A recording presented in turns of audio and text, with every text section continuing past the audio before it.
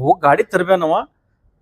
ಗಾಡಿ ತರೋದು ನಂತರ ಇವೊಂದು ಫಾಸ್ಟ್ಯಾಗ್ ಇಲ್ಲ ಅಂದ್ರೆ ನಾ ವಿಜುಗೌಡ್ರ ಮಗ ಅಂತ ಇವ ಅಂದಾನ. ಇದು ಯಾರ ಗಾಡಿ ಅಂತ ಅವ ಕೇಳ. ನಾ ವಿಜುಗೌಡ್ರ ಮಗ ಅಂತ ನಾನು. ನಾವು ನಮ್ಮ ತಪ್ಪಾಗಿದ್ದರೆ ನಾವು ಕೇಸಿಗೆ ನಾವು ಶರಣರಾಗ್ತೀವಿ. ಪೊಲೀಸ್ ಇಲಾಖೆಯವರು ತಪ್ಪಿಸ್ತಾರೆ ಯಾರು ಅದಾರ ಅನ್ನೋದು ಅವ್ರು ಕಂಡು ಹಿಡಿತಾರೆ. ಅವ್ರ ಮ್ಯಾಗ ಯಾರು ಕ್ರಮ ತಗೊಳ್ಳಿ. ನನ್ನ ಮಗ ತಪ್ಪು ಮಾಡಿದ್ನಂದ್ರೆ ನಮ್ಮ ಮಗ ಕ್ಷಮ ಕೇಳಿ.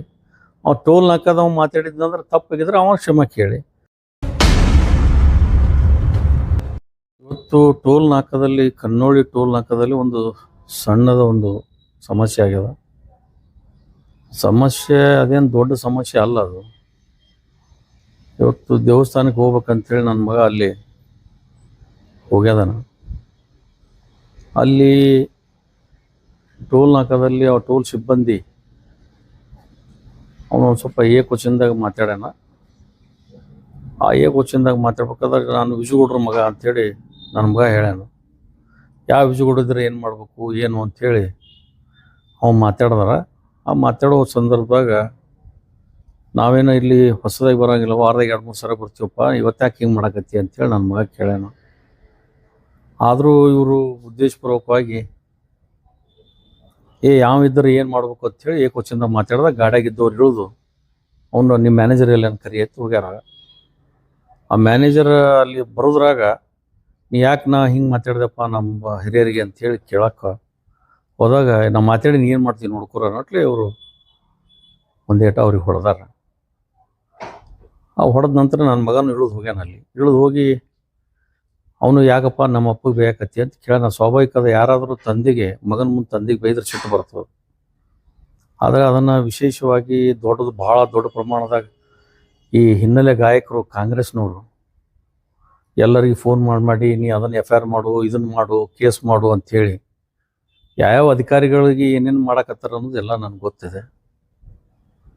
ಆದರೆ ಇದಕ್ಕೇನು ಕೇಸ್ಗೇನು ನಾವೇನು ಅಂಜಿ ಮನೆಗೆ ಕೊಂಡ್ರಂಗಿಲ್ಲ. ನಾವು ನಮ್ಮ ತಪ್ಪಾಗಿದ್ದರೆ ನಾವು ಕೇಸಿಗೆ ನಾವು ಶರಣರಾಗ್ತೀವಿ. ಪೊಲೀಸ್ ಇಲಾಖೆಯವರು ತಪ್ಪಿಸ್ತಾರೆ ಯಾರು ಅದಾರ ಅನ್ನೋದು ಅವ್ರು ಕಂಡು ಹಿಡಿತಾರೆ. ಅವ್ರ ಮ್ಯಾಗ ಯಾರು ಕ್ರಮ ತಗೊಳ್ಳಿ. ನನ್ನ ಮಗ ತಪ್ಪು ಮಾಡಿದ್ನಂದ್ರೆ ನಮ್ಮ ಮಗ ಕ್ಷಮ ಕೇಳಿ. ಅವ್ನು ಟೋಲ್ ನಾಕದವ ಮಾತಾಡಿದ್ನಂದ್ರೆ ತಪ್ಪಾಗಿದ್ರೆ ಅವ ಕ್ಷಮ ಕೇಳಿ. ನನ್ನ ಮಗ ಕೇಳಲಿಲ್ಲ ಅಂದರೂ ಅವ್ನು ಬಿಸಿ ರಕ್ತದ ನನ್ನ ಮಗಂದು. ನಾನು ಬೇಕಾದ್ರೆ ಅವ ಟೋಲ್ ನಾಕದವ ನಾನು ತಪ್ಪದ ಅಂತೇಳಿ ಅವ ಕ್ಷಮ ಕೇಳಬೇಕು. ನಾನು ಬೇಕಾದ್ರೆ ಹೋಗಿ ನಾನು ಕ್ಷಮ ಕೇಳ್ತೀನಿ. ಇದೇನು ವಿಷಯ ದೊಡ್ಡದಲ್ಲ. ರಾಜಕಾರಣ ಮಾಡಬೇಕು ಮೈದಾನದಲ್ಲಿ. ಇಂಥಲ್ಲಿ ಹೇಳ್ತಾನೆ ಈ ರಾಜಕಾರಣ ಮಾಡೋರನ್ನ ಎಂದೂ ನಾನು ಜೀವನದಲ್ಲಿ ನೋಡಿಲ್ಲ, ಹಿಂದೂ ನೋಡೋಂಗಿಲ್ಲ, ಮುಂದೂ ನೋಡೋಂಗಿಲ್ಲ. ಅಷ್ಟೇ ನಂದು ವಿನಂತಿ ಅದ. ಅವರು ಕ್ಷಮ ಕೇಳಿ. ಅವನು ತಪ್ಪು ಮಾಡ್ಯಾನ ಟೋಲ್ ನಾಕದವ. ನನ್ನ ಮಗ ಮಾಡಿದ್ರೆ ನನ್ನ ಮಗನ ಜೋಡಿ ಇರ್ತಕ್ಕಂಥ ಒಂದು ಸ್ನೇಹಿತರು ಯಾರೇ ಇರಲಿ, ಅವ್ರು ತಪ್ಪು ಮಾಡಿದ್ರು ನಾ ಕ್ಷಮ ಕೇಳ್ತೀನಿ. ಇಷ್ಟೇ ನಾನು ಹೇಳಿಕ್ಕೆ ಬಯಸ್ತೀನಿ. ಅದು ಉದ್ದೇಶಪೂರ್ವಕ ಮಾಡ್ಯಾರ್ರಿ. ಅದನ್ನು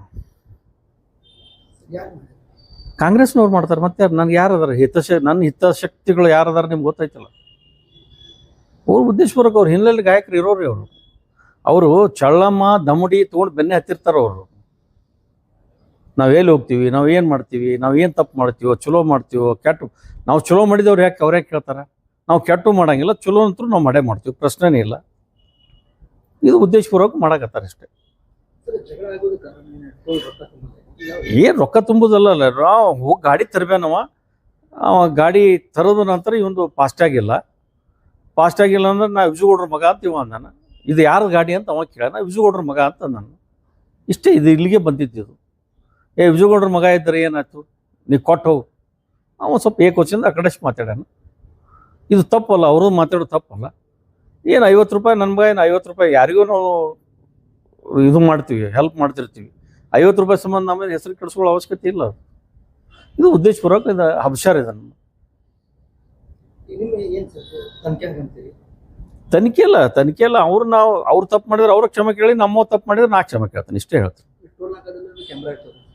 ಕಂಪಲ್ಸರಿ ಕ್ಯಾಮ್ರಾ ಎಲ್ಲ ಕಡೆ ಕ್ಯಾಮ್ರಾ ಅದ. ತಪ್ಪು ಯಾರು ಇದೇನು ದೊಡ್ಡ ವಿಷಯ ಅಲ್ಲ. ಇದನ್ನು ಅವ ಏಕವಚನದಾಗ ಅವ್ನು ಮಾತಾಡ್ಯಾನ. ಇವ್ರಿಗೆ ಯಾರಿಗೆ ಸ್ವಾಭಾವಿಕ ಅದು ಸಿಟ್ಟಲ್ಲ. ಯಾರಿಗಾದ್ರು ಸಿಟ್ಟು ಬರೋದೇ ಯಾರು ಮಾತಾಡ್ಯಾನ.